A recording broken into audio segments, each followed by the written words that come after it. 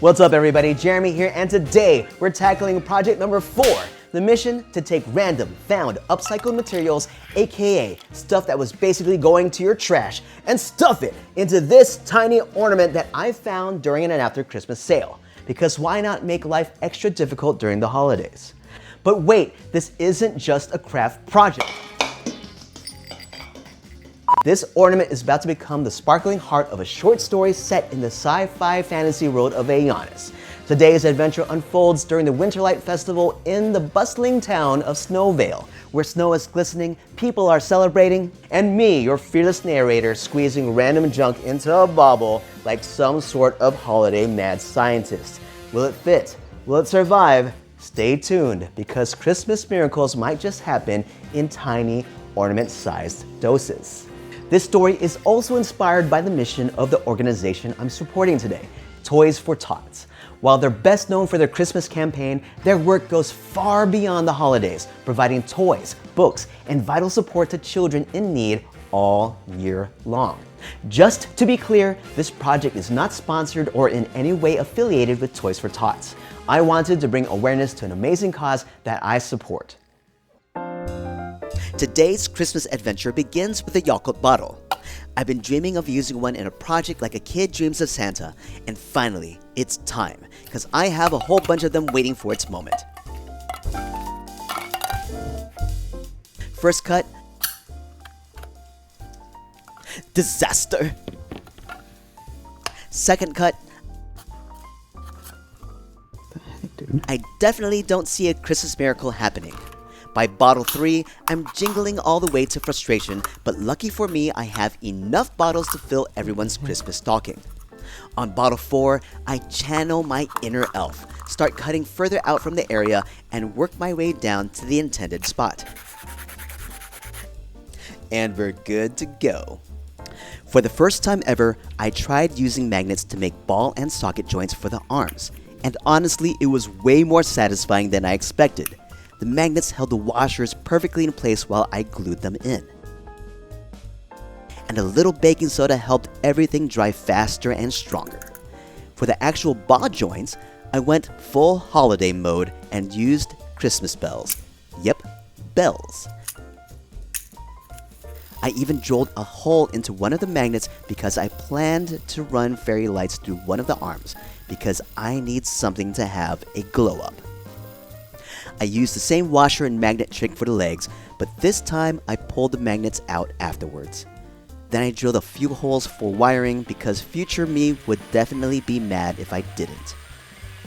To cap off the main body, I added a water bottle lid.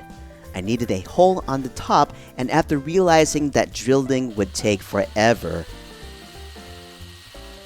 I chose the faster route and melted it instead with a soldering tool. Quick safety note, if you're melting plastic, wear a respirator and make sure you're in a well-ventilated area. Safety first, cool projects second.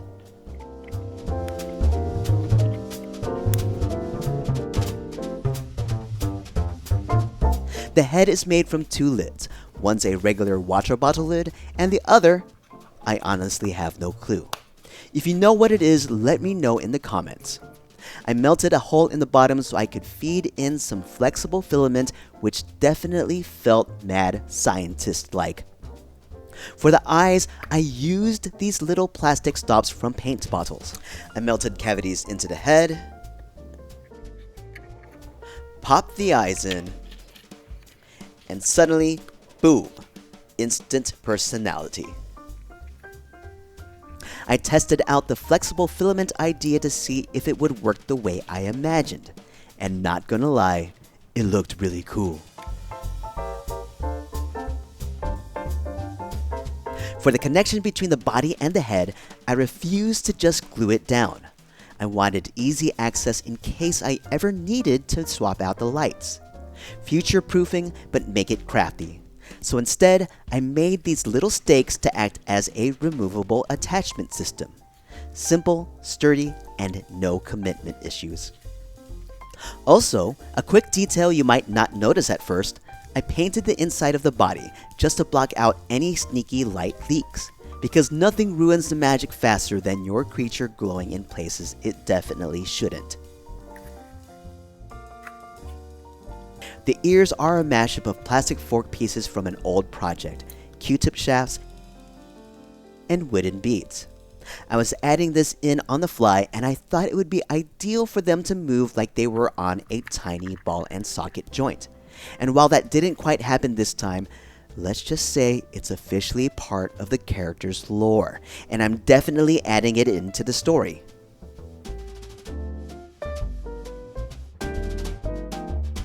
For the bottom of the body, I'm using a plastic paint bottle stopper and a furniture cap to make it look like a little booster, because flying is this robot's main way of getting around. I don't glue it in just yet as I want easy access for the wiring, because fighting wires later is never fun. When it came to the legs, I originally had a very different plan, but plans change. So instead, I leaned into the vibe and made these chunky stumpy legs using plastic paint bottle stoppers and Lego Technic gears.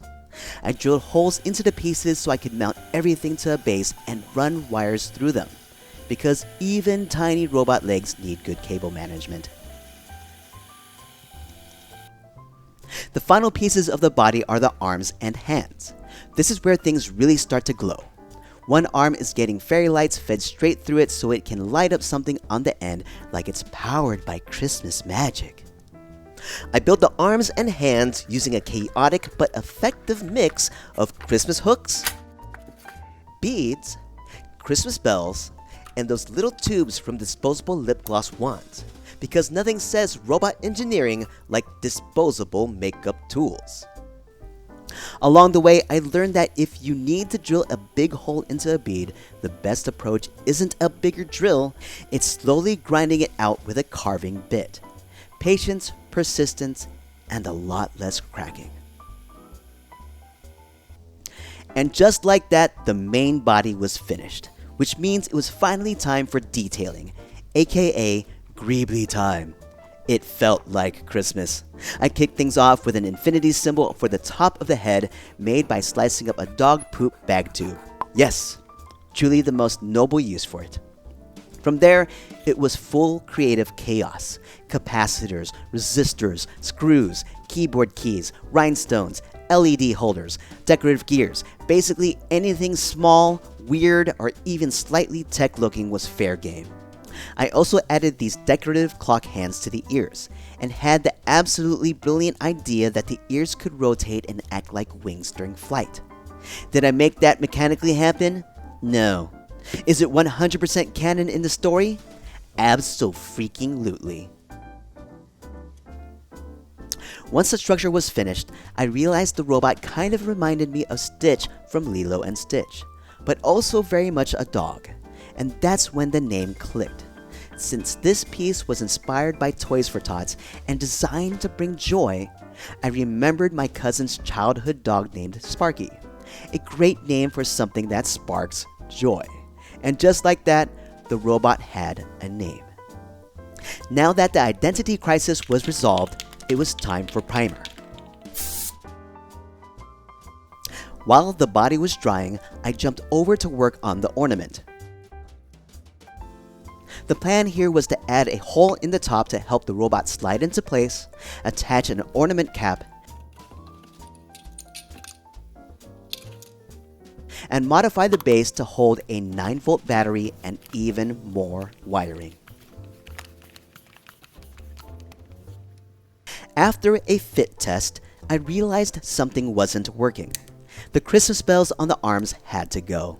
To fit inside the ornament, the arms needed to fold down, and the magnetic connection to keep the arms attached to the body wasn't strong enough.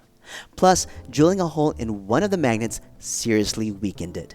So instead, I switched one side to a solid iron ball, and created a pivot joint on the other side using a wooden bead and a lip wand tube, still allowing the fairy lights to run through the arm. Problem solved.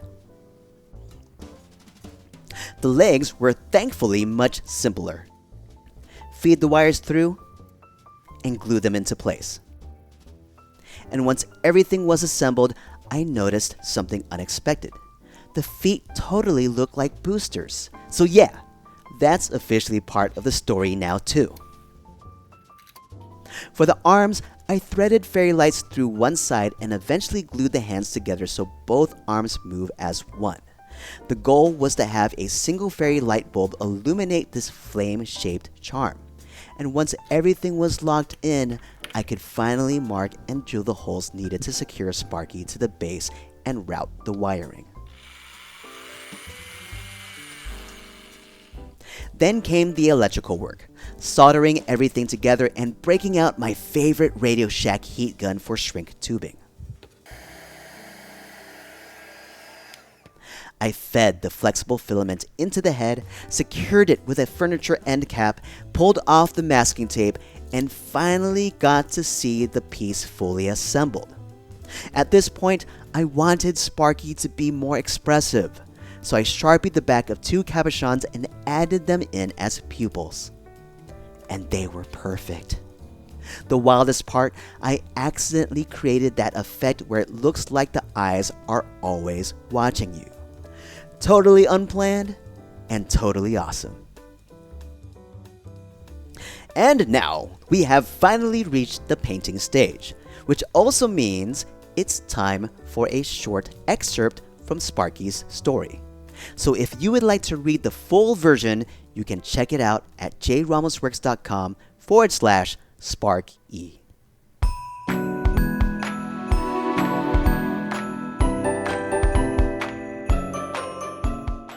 Objects can carry memories? The young storekeeper said as he opened the service window. And those memories can be shared? Really?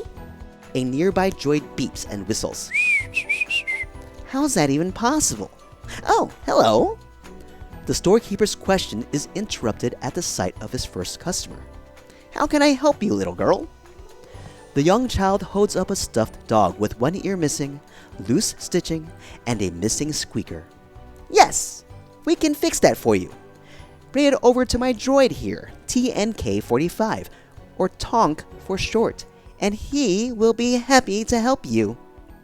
The girl hands the stuffed dog to Tonk, a small droid about 1 foot tall. Tiny tools unfold from its arms, clicking and humming. It reaches for materials to create a brand new ear, sews in loose seams, and adds in a new squeaker. Once the dog is complete, Tonk beeps and the visor on the droid glows orange, signaling that the toy is finished. It smells like Grandma's house, the little girl exclaims as she picks up the dog. Thank you so much, Tonk! As the little girl runs off, leaving footsteps in the snow-covered ground, a red ribbon falls from her hair in her excitement.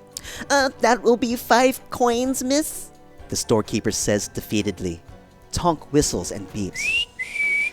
Okay, I'll let it go. Tonk picks up the fallen ribbon in the snow and stores it in a compartment in his chassis. A young lady approaches the temporary toy repair shop and speaks to the storekeeper. Hello, my name is Avara, and my dad and I have set up a temporary baking shop for the Winterlight Festival. Hi, Avara, my name is Noelle. What can I do for you today? I know you fix toys, but can you fix this rolling pin for me? Avara holds up a wooden rolling pin with a big crack running through it. Huh, what do you think, Tonk? Tonk whistles confidently. Okay, I've got a droid here that thinks it can do anything, Noelle says, smirking. Thank you. It's been in my family for generations. We would hate to lose it now, Ivara says in relief as she hands the rolling pin to Tonk. Tonk examines the rolling pin and fills in the crack with material easily. After taking extra time to strengthen the object, the droid's visor glows orange, and Tonk emits a whistle and a beep. Thank you, Tonk, Ivara says in gratitude as she picks up the rolling pin. She freezes as visions of bakers from previous generations of her family fill her mind. Most importantly, she now has the memory of hundreds of baking recipes long forgotten. Ivara looks up with big, bright eyes. Thank you so much. This means a lot to me and my family, she says shakily, placing a bag of coins on a counter before rushing back to her store. Noel stares at the bag of coins. That's a lot of coin, he says in shock. Objects carry memories, huh? Tonk whistles in reply. The day continues with customers filing in until sunset. Snow begins to fall as Noel collects payment from the last customer. Tonk watches an old man with a cane observing his twin granddaughters play with their repaired toys, but he doesn't share their newfound happiness. Noel closes the service window, locks the door, and begins cleaning. A hatch on top of Tonk's head opens, and a small robot flies out with little flames bursting from under his feet and body. Using his ears spread out like wings to guide his direction in flight, he performs spins and barrel rolls in the room until he lands beside his custom mech, the fake droid called Tonk, which he pilots. He opens up Tonk's chassis, grabs the red ribbon, and wraps it around his neck. The little robot with a golden infinity symbol glistening on his head gazes at Noel with his big orange eyes. He positions one of his ears at 10 o'clock and the other at 12, then emits a beep and a whistle. You'll be back at 10? Noel questions. Where do you think you're going, Sparky? We're in a town. There are people out there, people who would freak out if they saw a living robot like you. Sparky replies in beeps and whistles. Yes, you're small, and you can fly away. But I wouldn't want to put the whole world on alert to a living robot sighting. I mean, it's Winterlight. Can you at least cover up your infinity symbol? The robot beeps defiantly. No time, and you have to go now. Noel replies as Sparky jets out of the shop through the chimney. Stubborn, so stubborn. Sparky soars high through the snow-filled night sky. He finds the old man who uses a cane and follows him and his twin granddaughters back to their home. The living robot flies into the building through a chimney and lands on an armchair next to the fireplace. He looks at the paintings of family members in the room.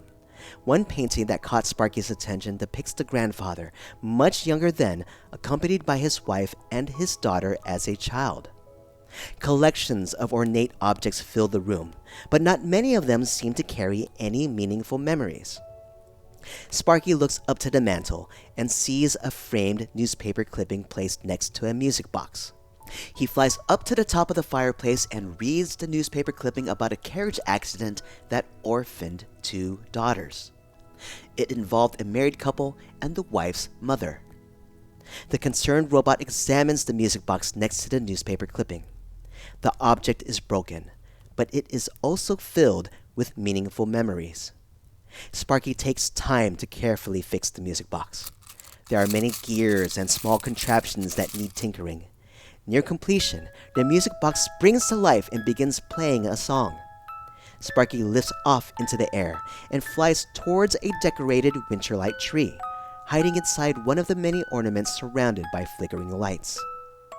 Alerted by the music, an old man with a cane slowly walks into the room and towards the fireplace. Strange. This music box hasn't been working for years, the old man says as he approaches the music box. Sparky opens up his chassis and pulls out a low glowing light in the shape of a little flame. The light glows brightly right before the moment the old man touches the music box, and he freezes as visions of his wife and daughter overwhelm him. As a tear forms in one of his eyes widen and a smile breaks out on his face. A ballerina pops up from the music box. Christine, the old man says as he watches in amazement. Then a second, childlike ballerina pops up from the music box. Diana. What's that, Grandpa? One of the twins asks as the sisters run into the room. Have I ever told you the story of your mother when she took her first ballet lesson? The grandfather asked. Come, I got some really yummy muffins from a visiting baker today. I have never tasted anything like them. Now, when your mother was about your age, she started her first lessons. The family leaves the room as Sparky takes off. A week passes, and the Winterlight festivities are over. Noelle and Tonk, with Sparky piloting inside, have left Snowvale on their horse-drawn wagon. "I think it's safe for you to come out now," Noelle says to Sparky as he flies out from Tonk and beeps and twirls in jubilance as he lands on the top of the mech's head. "Does it get stuffy in there?" Sparky whistles and beeps. "Yeah, being stuck in a tin can isn't the life for someone who's meant to fly," Noelle replies. "I also have some interesting news to share with you. The baker has gained national recognition for their new offerings, which is exciting.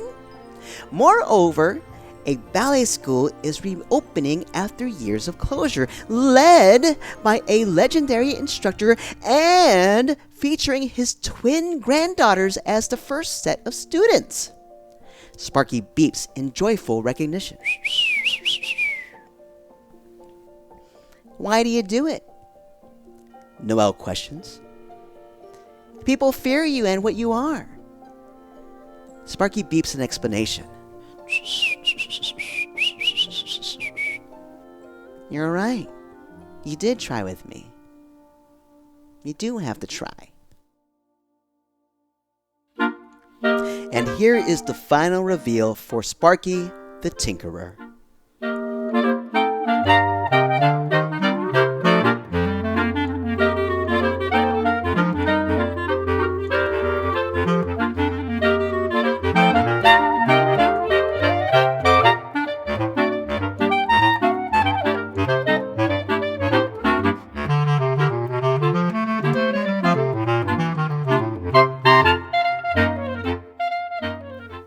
Thank you so much for watching. If you enjoyed this video, don't forget to hit the like and subscribe button. Special shout out to all of the patrons and donors, and if you haven't done so yet, be sure to check out Toys for Tots and see everything that they are doing to make this world a better place. See you all next time, everybody. Peace out.